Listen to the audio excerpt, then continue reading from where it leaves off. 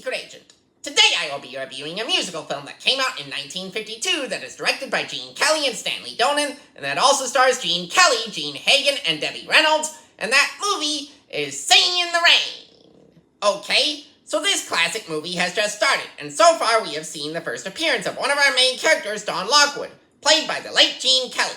Alright, Don Lockwood and his love interest, Lina Lamont, another one of our main characters, played by Gene Hagen, have now taken a ride in an old-fashioned two-person car that is so much different from the ones that we nowadays have over 70 years after this movie's release.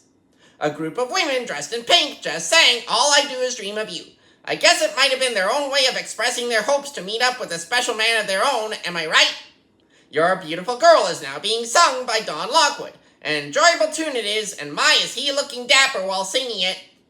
It turns out that Kathy Selden, a secondary character played by Debbie Reynolds, is actually Don Lockwood's love interest now, as he just sang, "You Were Meant For Me." We are now hearing an array of tongue twisters. As fun as they are to say, sometimes they can get pretty tricky to say right.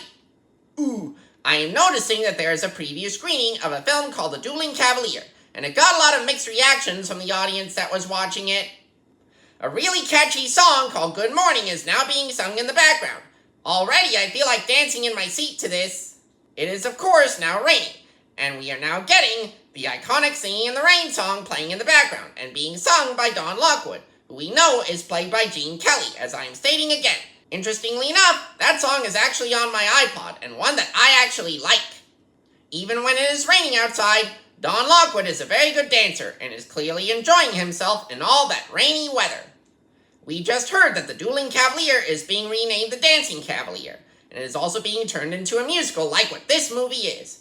Now we are hearing that Lina Lamont is being talked about in the newspaper headlines. They must be saying that she is achieving stardom in the movies.